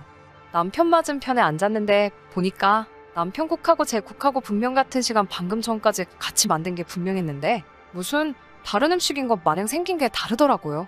남편 건 딱 봐도 소고기가 가득한 묵국이었는데 제 건 묵건더기 몇 개만 둥둥 떠다니고 맑은 국물만 있었거든요. 게다가 제 앞에는 겨우 신김치하고 깍두기가 놓여 있었고요. 반면에 저와 저만치 떨어져 앉아있는 남편의 앞에는 계란말이에 불고기가 있더라고요. 가뜩이나 뭐라도 먹으면 체할 것 같았는데 밥상을 보니 정말 입맛이 뚝 떨어지더라고요. 그런데 남편이 뭘 눈치를 챘는지 불고기를 한 움큼 집어서 제 그릇에 올려놨어요. 한술 뜨려는 순간 어디선가 강한 시선이 느껴져서 고개를 돌렸어요. 그런데 시어머니가 누가 봐도 엄청나게 못마땅한 표정을 짓고 계시긴 하더라고요. 하지만 저도 어이없는 이 상황 때문에 슬슬 기분이 나빠지던 찰나라 그냥 못 본 척하고 남편이 준 불고기를 맛있게 먹었어요. 보란듯이 식탁을 가로질러 제 팔을 쭉쭉 뻗어가면서 남편 앞에 있는 반찬도 집어다 먹고요. 그날 저녁 집에 돌아와 남편하고 통화를 하면서 남편에게 오늘 기분이 별로였다고 솔직히 말했어요. 그러자 남편이 말하기를 남편이 사대독자다 보니 시어머니가 매사 예민하게 반응하신다고 하더라고요. 말하자면 행여나 누가 우리 아들 해코지하진 않을까? 그런 걱정을 하셔서 그렇대요. 그러면서 자기가 사대독자라서 어쩔 수 없으니 시댁에서만큼은 그런 점을 저더러 이해해달라고 하더라고요. 다행히 그날 이후로 결혼식을 올리기 전까지 큰 문제는 없었어요. 물론 식사 때마다 음식 때문에 마음이 상하기는 했지만 일단 결혼하면 따로 살기로 했었기 때문에 참고 참았어요. 지금 저희가 사는 이 집은 시댁에서는 차로 20분 거리에 있었어요. 저희 부모님과 달리 시어머니는 혼자이셨고 남편은 그런 시어머니를 두고 멀리 못 가겠다고 하더라고요. 사대독자의 책임감이라면서 우리가 아이를 낳으면 시어머니가 봐주실 수도 있으니 20분 거리면 딱 적당하지 않겠냐 했고요. 그 말도 솔직히 일리가 있다 싶어서 지금 사는 집을 구하게 된 거예요. 친정엄마가 봐주셔도 되기는 하지만 빵집일이 너무 바쁘신 걸 알기 때문에 부탁드리기 곤란할 거라고 생각했거든요. 그런데 문제는 집이 멀지 않다 보니까 하루가 멀다 하고 시어머니가 집에 오시더라고요. 정말 일주일에 5번은 오시는 것 같았어요. 오시는 이유는 딱 한 가지, 남편 먹을 음식이었죠. 저희 친정어머니도 저랑 남편이 좋아하는 반찬을 해서 오시긴 하셨어요. 그렇지만 보통 한 달에 한 2번 정도였고요. 그런데 저희 시어머니는 정말로 삼시세끼를 다해서 한가득 가지고 오시는 거예요. 속사정을 모르는 사람들은 저더러 그런 시어머니가 세상에 또 어딨냐며 너 정말 복받았다고 했지만 그게 정말 얼마나 빈정상하고 치사한지 몰라요. 왜냐면 반찬을 항상 1인분만 가지고 오셨거든요. 둘이서 나눠 먹기에는 정말 애매한 양으로요. 국도 꼭 다르게 가져다 주세요. 남편 거하고 제 거를 통에 따로 담아서 오시는데요. 남편 거에는 꼭 표시를 해오세요. 한 번은 닭죽을 해오셨는데요. 제 거는 정말 푹 퍼진 밥알만 한 사발이더라고요. 반면에 남편 거는 고기 건더기가 한 숟가락 뜰 때마다 한 움큼씩 올라왔고요. 제가 제 거는 왜 고기가 없어요? 라며 애교 섞인 목소리로 여쭤보니까 시어머니는 조금도 망설임 없이 저더러 살찐 것 같아서 일부러 밥 위주로만 넣었다고 하시는 거예요. 저 165에 48kg 나가거든요. 남편은 175에 80kg고요. 그것보다도 달곰탕이면 몰랐을까 이건 닭을 잘게 썰어 만든 닭죽인데 그 와중에 고기 건더기를 일부러 골라냈다는 사실이 더 놀랍더라고요. 어떤 의미로 보면 진짜 그 집념이 대단하다고 느낄 정도였어요. 또 저번에는 김치전을 부쳐오셨는데요. 남편 김치전에는 김치랑 돼지고기가 무슨 피자 토핑 마냥 잔뜩 올라가 있는 반면 제 거는 정말 무슨 고추장떡 마냥 벌겋기만 하고 아무것도 없더라니깐요. 반죽에 김치 국물만 넣어서 새로 만들어 오신 건가 싶었어요. 처음에는 너무 서운해서 남편한테 몇 번 하소연도 했는데 나중에는 막말로 치사하고 더러워서 안 먹는다는 생각이 들대요. 그리고 사실 남편이 시어머니 음식을 그렇게 좋아하지도 않거든요. 시어머니가 하는 음식 가짓수에 비해 음식 솜씨가 많이 없는 편이에요. 그나마 그 중에서 몇 가지는 제대로 배우신 건지 제가 먹어본 바로는 맛이 없는 건 여전하지만 그래도 엄마 밥이라고 좋아하는 반찬이 몇 개 있기는 했어요. 그 몇 가지 음식을 제외하면 남편도 시어머니가 보고 계시는 상황이면 맛있게 먹는 척 연기를 하더라고요. 그런데 안 계시면 좀 먹는 척만 하다가 바로 버리기 일쑤였고요. 그런데 엊그저께 정말 서운하고 속상한 일이 생겼어요. 제가 잠을 잘못 잤는지 목에 담이 와서는 걷기조차 힘들더라고요. 약을 먹을래도 빈속에 먹을 수가 없잖아요. 냉장고는 텅텅 비었고요. 배달을 시켜 먹을까 했는데 배달비 내기도 좀 아깝기도 하고 그래서 시어머니가 저번에 가져오셔서 얼려놓은 전복죽을 데우고 있었어요. 저번에 남편이 입맛이 없다고 하니까 시어머니가 이번에도 딱 1인분만 해다 주셨거든요. 그런데 남편이 한 숟갈 먹더니 이게 무슨 전복죽이냐고 먹기 싫다며 버리려고 하길래 제가 아깝다고 얼린 거였어요. 그런데 갑자기 삐비비빅 소리가 나더니 현관문이 열리더라고요. 저는 남편인 줄 알고 자기야 일찍 왔네라고 나갔는데 시어머니가 서 계신 거예요. 시어머니가 어떻게 비밀번호를 아신 건지 짜증이 나더라고요. 어쩐 일로 오셨냐 물으니 우리 아들 주려고 사골 구워왔다면서 부엌으로 성큼성큼 향하시더라고요. 비밀번호는 어떻게 아셨냐고 물었는데 제 말에는 대답도 없이 시어머니는 식탁을 보고는 너 남편 거 또 뺏어먹니라고 물으시는 거예요. 그러면서 너는 태어나서 음식 구경도 안 해봤냐며 계속 면박을 주시더라고요. 저도 속이 부글부글 끓고 있었지만 어떻게든 누르고 있었어요. 그런데 시어머니가 결정타를 날리시더라고요. 양손에 들고 있던 핸드백과 사골 담긴 들통을 내려놓으시면서 아침 저녁으로 남편한테 한 그릇씩 먹게 하래요. 그러더니 다시 제 식탁을 보고는 진짜 얼마나 없이 살았길래 남의 음식을 훔쳐먹어? 거지 새끼도 아니고 말이야 라고 하시는 거예요. 제가 시어머니께 지금 뭐라고 하셨냐고 물으니 옛날에는 며느리가 아들 밥 훔쳐먹으면 집에서 뒤지게 맞고 쫓겨나도 할 말이 없었다고 자기 같은 시어머니 둔골 행운으로 알라고 하시더군요. 그 말을 듣는 순간 시어머니가 저를 어떻게 생각하는지 잘 알겠더라고요. 자기 아들 끼니마다 밥 챙겨주게 붙여놓은 사람인데 자기 아들 안 볼 때 아들 음식 훔쳐먹는 기생충으로 생각한 거죠. 저는 너무 화가 나서 당장 사과하시라고 소리를 질렀어요. 치사해서 이런 말은 안 하려고 했지만 하다못해 빵 하나라도 제가 사다 놓으면 말도 없이 그거 갖다 먹는 건 시어머니 아들이라고요. 그러니까 그렇게 돼지처럼 살이 쩌쩌라면서 소리를 쳤어요. 그러자 시어머니가 우리 아들더러 지금 돼지라고 했냐면서 개고품을 무시더군요. 그동안 그 막말을 듣고도 고분고분하게 내내하던 며느리가 갑자기 돌변하니 놀라셨나 봐요. 저더러 드디어 본색을 드러낸다면서 원래 식탐 많은 애들이 성질도 더럽다는 거예요. 저는 정말 더는 참을 수가 없어서 시어머니가 가져오신 들통을 발로 걷어쳐버렸어요. 그랬더니 그 안에서 식어서 뭉글뭉글해진 사골이 쏟아졌죠. 의도한 건 아닌데 그 사골이 시어머니 핸드백 위로 쏟아졌더라고요. 바닥도 난리가 났죠. 시어머니는 핸드백 물어내라고 난리가 났어요. 저는 싫다고 거기다 대고 같이 소리를 질렀어요. 뭐냐, 인연 한번 해보자는 거지 라고 하시면서 남편한테 전화를 거시더라고요. 제가 바로 옆에 있는데도 남편에게 전화로 하는 말이 제가 들통을 들어서 어머님 핸드백에 사골을 부었다며 거짓말을 하시는 거예요. 남편이 전화 바꾸라고 해서 받았더니 지금 당장에 온다고 두 사람 다 가만히 있으라고 으름장을 놓더라고요. 얼마나 지났는지 남편이 숨을 몰아쉬며 신발도 내동댕이 지듯 벗어던지며 들어오더라고요. 저는 그때만 해도 남편이 제 편을 들어줄 줄 알았어요. 그런데 남편은 시어머니가 하는 말만 듣고 제 입장은 들으려고도 안 하더라고요. 그러더니 저한테 어떻게 감히 시어머니 물건을 망가뜨리냐면서 저를 때리려고 하더라고요. 제가 너무 놀라서 도망을 갔어요. 그런데 남편이 부엌에서 거실로 저를 따라 쫓아나오다가 그 엎어진 사골을 밟고 미끄러진 거예요. 제대로 미끄러졌는지 아예 일어나지도 못하더라고요. 낑낑거리며 앓는 소리만 내고요. 그 광경을 지켜보던 시어머니는 저것이 우리 아들 잡는다면서 경찰을 부르겠다며 소리를 지르고요. 남편은 그날 발목인대가 늘어나 전치 2주의 부상을 입었는데요. 남편과 시어머니는 둘 다 저를 고소하겠다고 난리더라고요. 저는 할 테면 하라고 했어요. 제가 했다는 증거 있냐고요. 역시나 증거는 없었고 합의해준다며 잘못을 빌고 시어머니 앞에 무릎을 꿇고 용서를 구하라는 남편한테 저는 이혼 서류를 들이밀었어요. 그제서야 남편은 용서를 해준다는데 왜 자꾸 엇나가냐면서 저를 달래려고 들더라고요. 이혼하자고 그러는 게 아니고 시어머니가 매번 밥도 해다 주시고 우리한테 이렇게 잘해주시는데 자식된 도리로 제가 참아야 되지 않겠냐고 하더군요. 그 말에 저는 내가 왜 니네 엄마 자식이냐고, 나는 우리 엄마 자식이고 시어머니가 진정 나를 자식처럼 생각한다면 그랬으면 안 됐다고 말하니 남편은 꿀먹은 벙어리 마냥 아무 말도 못하더군요. 남편은 제 말을 듣고 몇 시간 뒤에 미안하다고 저에게 사과했어요. 시어머니께도 잘 말해서 앞으로 이런 일은 없게 하겠다고 하더라고요. 그렇지만 이혼하려는 제 결심은 흔들리지가 않네요. 친정엄마도 제가 이혼한다는 소식에 저보고 처음에는 무슨 일인지 모르지만 결혼 생활 하다 보면 가족끼리 부딪힐 수 있다며 저에게 참으라고 하셨는데 제가 자초지종을 설명하니 뭐 그런 사람이 다 있냐고 하루빨리 이혼하라고 말을 바꾸셨어요.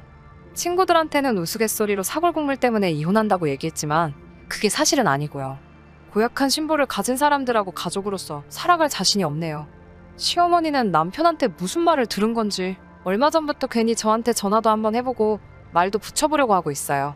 미안하다는 말은 곧 죽어도 못하시겠는지 사과 한마디 없지만 다시 귀하신 사대독자 아들내미 끼니 때마다 밥 챙겨줄 생각을 하니 그건 또 싫으신 건지 떠나버린 제 마음 붙잡으려고 아주 안달이십니다. 평생 그렇게 소중한 사대독자 새끼밥 하루도 빠짐없이 꼬박꼬박 헤매기며 뒤치다꺼리 해주면서 다른 사람 괴롭히지 말고 오래오래 시무랑 전 남편 단 둘이서만 평생 떨어지지 말고 행복했으면 소원이 또 없겠네요. 긴 이야기 들어주셔서 감사합니다. 오늘의 사연은 여기까지입니다. 구독과 좋아요, 알람 설정해주시면 앞으로 더 좋은 사연으로 찾아오겠습니다. 감사합니다. 안녕하세요. 매일 새로운 사연을 전하는 읽어주는 사연 라디오입니다. 구독과 좋아요, 많은 공유 부탁드립니다. 오늘의 사연 시작하겠습니다. 안녕하세요. 저는 올해로 30살이고 이제 결혼 2년차 되는 여자입니다. 아이는 아직 없어요. 무죄한 건 죄가 되지 않지만 사람 신보가 나쁜 건 용서할 수 없는 일입니다. 최근에 벌어진 큰 사건 때문에 이혼을 준비하고 있습니다. 현재 신랑과는 별거 상태이기도 하고 아무튼 그 사건에 대해서 말해보고자 이렇게 사연을 보내봅니다. 친정엄마가 음식에 알레르기가 심한 편이시라서 어릴 적부터 이래저래 알아보고 공부하다 보니 제 적성에도 맞았고 그러다 보니 자연스럽게 대학교에서 식품영양학을 전공하게 되었어요. 졸업을 하고 적당한 직장에서 회사원 생활을 하고 있었습니다. 직장은 결혼하고 그만두었어요. 남편은 헬스장에서 처음 만났어요. 제가 선천적으로 많이 마른 체형이라서 알게 모르게 컴플렉스가 심했거든요. 전공이 전공이다 보니 식단에는 자신이 있었기 때문에 부족한 건 운동을 해서 보완해보고자 등록한 헬스장이었어요. 신랑은 저랑은 반대로 곰 같은 체형을 가지고 있어요. 저는 마른 체형을 운동으로 극복해보고자 했지만 남편은 저와 반대로 살을 빼기 위해 등록한 헬스장이었지요. 서로 반대되는 모습에 끌렸는지 남편하고는 우연한 계기로 서로 말을 트게 되었고 서로 호감을 느낀 저희는 연인 사이로 발전하게 되었습니다. 그 후 결혼 이야기가 오고 가면서 자연스럽게 서로를 각자의 부모님에게 소개를 하게 되었어요. 저희 부모님은 신랑이 듬직하고 순해 보인다면서 마음에 들어 하셨는데 시어머니는 제가 별로 성에 차지 않으셨던 것 같아요. 처음 봤을 때부터 저의 마른 체형을 가지고 마음에 안 든다는 듯이 몇 마디 하시더라고요. 제가 남들보다 말랐을 뿐이지 가리는 음식도 없고 잔병치레도 없이 건강한 사람이거든요. 그런데 아무래도 제가 겉으로 보기에는 빈약해 보이니 처음 만나 뵌 식사 자리에서 괜히 깨작대면서 먹는다고 눈치도 주시고 남편이 위에 올라타면 부러지겠네 라던지 그렇게 삐쩍 말라서 애기는 제대로 낳을 수나 있겠냐 하는 등 조금 껄끄러운 농담도 서슴지 않으셨습니다. 그냥 유난스러운 성격이라고만 생각했고 남편도 어머니가 동네 장사하시는 분이라서 워낙에 입이 걸걸하신 편이지 결코 아기가 있어서 하는 소리도 아니고 알고 보면 정도 많고 사람 참 좋으신 분이라고 설명을 했어요. 결혼을 하면 명절 때나 가족 행사 아니면 거의 마주칠 일도 없을 거고 시어머니랑 사는 게 아니라 남편과 둘이 사는 거라 생각해 저도 크게 개의치 않아 했는데 이미 그때부터 단추를 잘못 끼운 게 아닌가 하는 생각이 들 때도 있어요. 처음으로 양가 부모님이 만나는 상견례 자리에서 작은 해프닝이 있었어요. 코스식으로 음식이 나오는 한정식 집에서 상견례를 했습니다. 그날 나오는 메인 메뉴 중에 하나가 새우를 사용한 요리였어요. 친정엄마가 갑각류 알레르기도 가지고 계셔서 음식을 주문할 때 주문받으시는 분에게 특별히 요청을 했어요. 어머니가 알레르기가 심하신 편이니 저희 어머니 음식을 준비해 주실 때 꼭 새우 껍질을 확실히 제거해서 조리해 주시거나 그게 여의치 않은 상황이면 새우 요리 말고 다른 걸로 준비해 달라고 부탁드렸죠. 그 모습을 보더니 시어머니는 새우 껍질에 좋은 성분이 얼마나 많은데 그걸 안 드시냐며 마치 저희 어머니가 편식을 하시는 걸로 받아들이시더라고요. 그러면서 제가 삐쩍거린 이유를 알겠다고 그 이유가 편식하는 친정엄마에게 있었다는 듯이 이야기를 하셨어요. 폐역군인이신 아버지가 그 말을 듣고 심기가 불편하셨는지 그 자리에서 헛기침을 하셨습니다. 워낙 무뚝뚝하신 분이라서 표현을 잘 안 하기는 하시는데 기분이 상하셨다는 건 안 봐도 알 수 있었어요. 아니나 다를까 상견례가 끝나고 집에 돌아가는 차 안에서 친정아버지가 시어머니의 그런 태도가 많이 불편했다는 듯이 이야기를 하셨어요. 엄마는 우리나라 사람들이 알레르기 같은 거 대수롭게 생각하고 잘 모르지 않냐고 하시면서 이런 식으로 오해를 받은 게 처음도 아닌데 오늘따라 뭐 그렇게 성하냐고 아버지를 달래주셨어요. 저도 마찬가지로 아버지에게 해명 아닌 해명을 했어야 했어요. 반찬 가게를 크게 하시는 분인데 장사하느라 대량 조리를 하시는 분이시라서 가끔씩 그런 세세한 요청이 들어오면 자연스레 까탈스럽다고 느낄 수 있지 않겠냐고 말씀드렸어요. 시어머니가 그러시는 건 직업병 때문인 거고 저도 상견례가 있기 전부터도 자주 배웠고 절대 아기가 있어서 그러시는 분이 아니고 정 많고 좋은 분이라 설명을 드렸어요.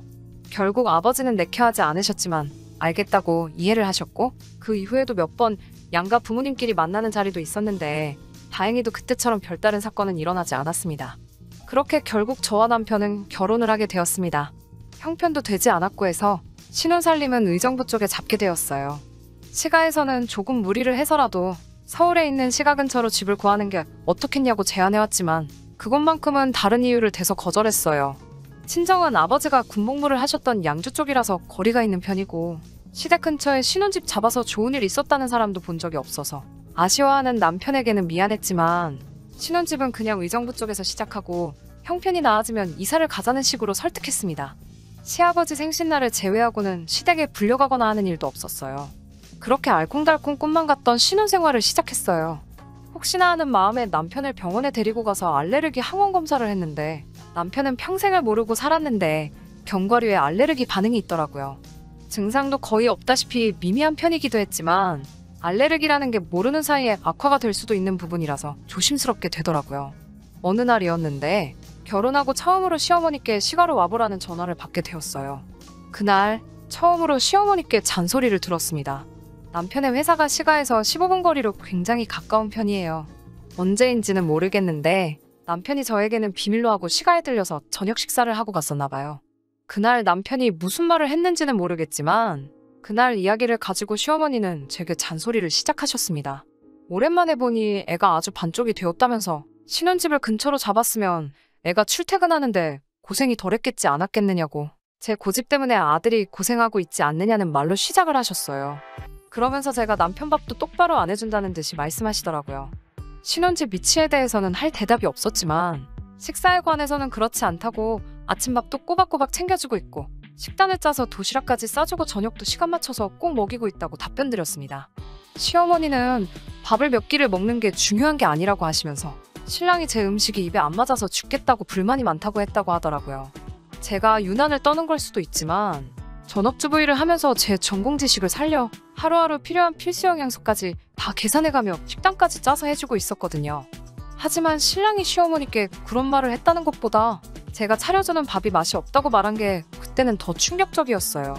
남편이 좋아하는 반찬 몇 가지를 알려줄 테니 당장 집에 가서 그것부터 해 먹이라고 하시고는 뜨겁게 달궈진 팬에 잔멸치를 올리셨어요.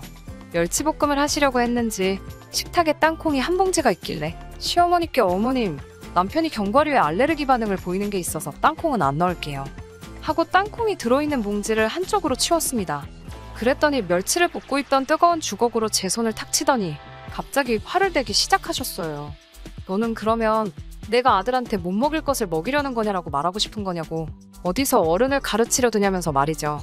그런 게 아니라 알레르기 반응이 있어서 조심하고 있다는 말씀을 드렸는데 그 말을 듣자마자 주걱을 바닥에 휙 던지시면서 너는 어른이 말하면 그런 줄 알지 구구절절히 말대꾸를 하는 게 맞냐고 하시고는 아들 나이 30들 먹을 때까지 단 한 번도 내가 해준 밥 먹으면서 아픈 적 한 번도 없었다며 이건 이래서 못 먹고 저건 저래서 못 먹으면 세상에 무슨 음식을 먹겠냐고 알레르기고 모를레르기고 자꾸 먹어버릇해야 몸에 내성도 생기는 거지 구더기 무서워서 장 안 담글 거냐고 하시면서 단 1초도 쉬지 않고 따따따 잔소리를 퍼부으셨어요. 마지막엔 네가 그렇게 편식을 하고 음식을 골라서 먹이니? 그렇게 삐쩍거려서 볼품이 없는 거고 결혼하고 반년이 지났는데 애소식도 없는 거라는 나는 말까지 하셨습니다. 그러면서 내 아들까지 너처럼 볼품없게 뼈다귀로 만들 셈이냐며 바닥에 던져놓은 주걱을 물로 한번 헹구지도 않고 다시 멸치볶음을 하시더라고요. 제가 치워놓은 땅콩을 사용하신 건 말할 것도 없고요. 내색은 안 했지만 마른 체형은 제가 평생을 가지고 살아온 콤플렉스기도 하고 그걸 가지고 다른 사람도 아니고 시어머니가 저에게 뭐라 하시니 제 안에서 무언가 북받쳐 오르더라고요. 집에 돌아오는 지하철 안에서 분하고 서운한 마음에 눈물이 다 나왔습니다. 퇴근하고 돌아온 남편에게 이 사실을 말했는데 시어머니 행동에 미안한 듯 반응을 보이긴 했지만 남편은 결국 시어머니 편을 들어주더군요.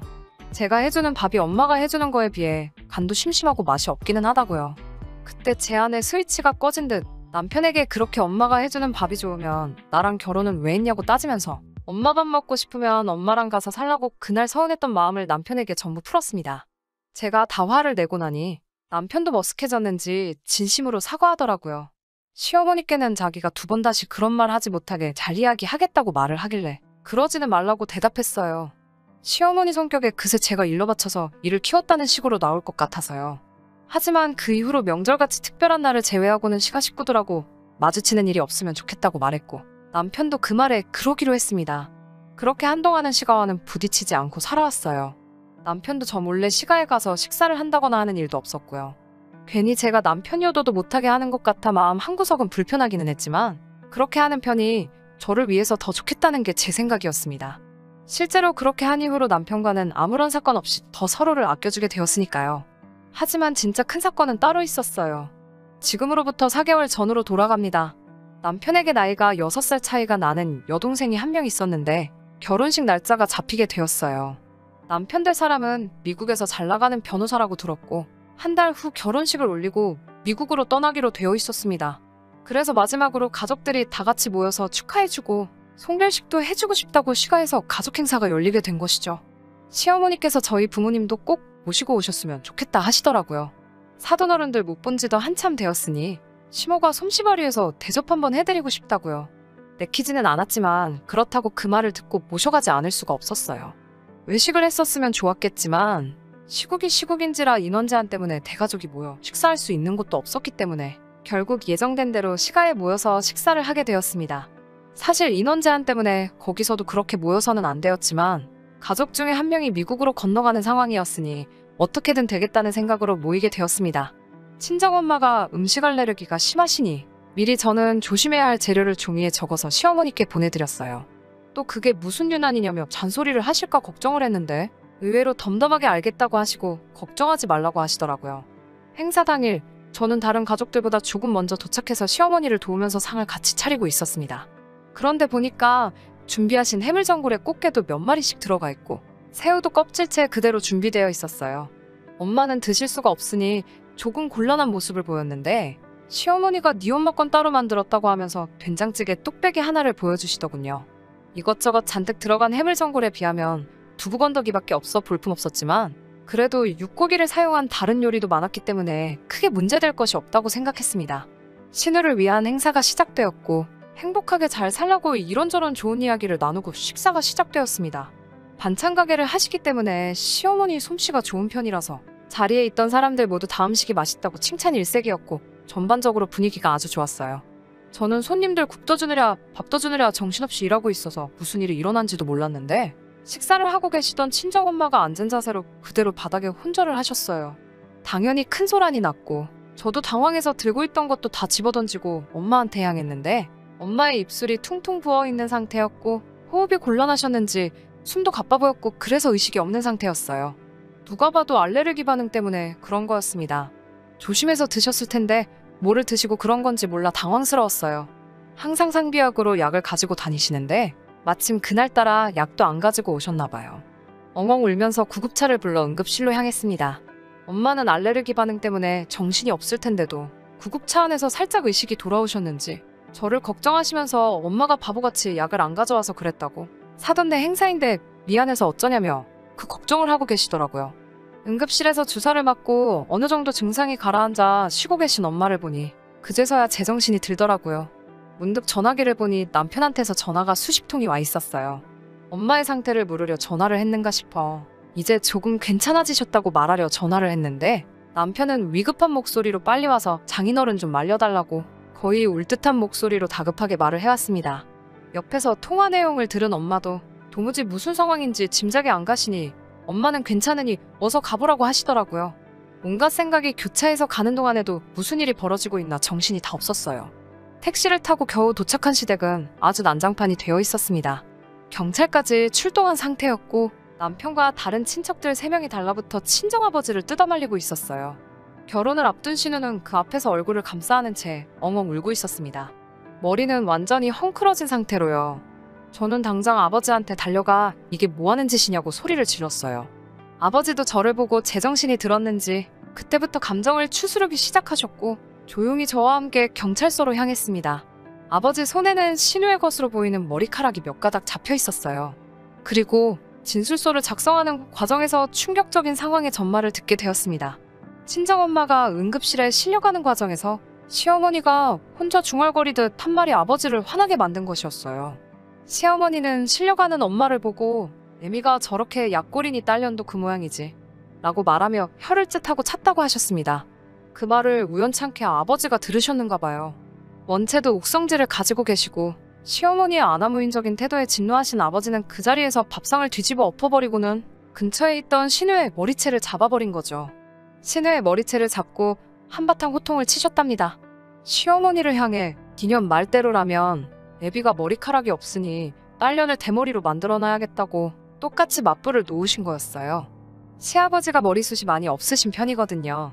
퇴역군인이지만 한평생 운동을 그만두신 적이 없는 분이셨기 때문에 남편을 포함한 시가친척들 3명이 달라붙어도 아버지를 떼어놓기 힘든 상황이었었나 봐요.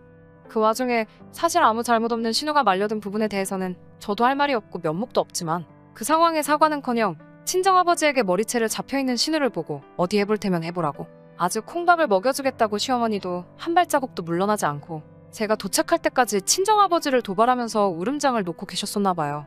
근처에서 따로 시어머니가 진술을 하는 과정에서 더 소름 돋는 사실을 듣게 되었습니다. 시어머니는 엄마의 찌개를 따로 준비하는 과정에서 고의로 건새우를 잘게 갈아서 육수를 내셨다고 합니다. 그 사실을 아주 당당하게 말하더군요. 그러면서 하는 말이 알레르기 같은 건 자꾸 먹어서 낫게 해야 한다고 친정엄마의 편식하는 못된 버릇과 알레르기를 낫게 해주기 위해서 선의로 벌인 일을 가지고 친정아버지가 결혼을 앞둔 신우 인생을 망칠 뻔했으니 머리채를 잡았다는 걸 이유로 우리 아버지를 형사고소를 하겠다고 불같이 날뛰시더군요. 저는 시어머니의 진술을 듣고 온몸에 소름이 돋았습니다. 알레르기가 그 정도의 반응을 일으킬 거라 생각 못하신 부분이 있다고 아무리 이해를 하려고 해봐도 제가 미리 친정엄마가 피해야 하는 음식 재료들까지 전부 적어드린 상황이고 그 증상이 심하다고 미리 언지를 드린 상태에서 그게 정말 선의가 되었든 악의를 가졌던 간에 의도적으로 독이나 마찬가지인 음식을 우리 엄마에게 먹였다는 사실을 믿을 수가 없었어요. 그때만큼은 시어머니가 사람으로 보이지 않았고 온몸에 소름이 다 돋을 정도였어요. 상황이 상황이니만큼 그날 이후로 남편과는 별거 중인 상황입니다. 그날 일로 목이 심하게 부으셨던 어머니는 아직도 큰 목소리를 내는데 어려움이 있으시고요. 남편과는 합의점을 찾지 못해 아직 이혼 소송을 진행 중인 상황입니다. 현재는 시댁에서 친정아버지를 고소한다고 했던 거는 아무래도 취하한 것 같습니다.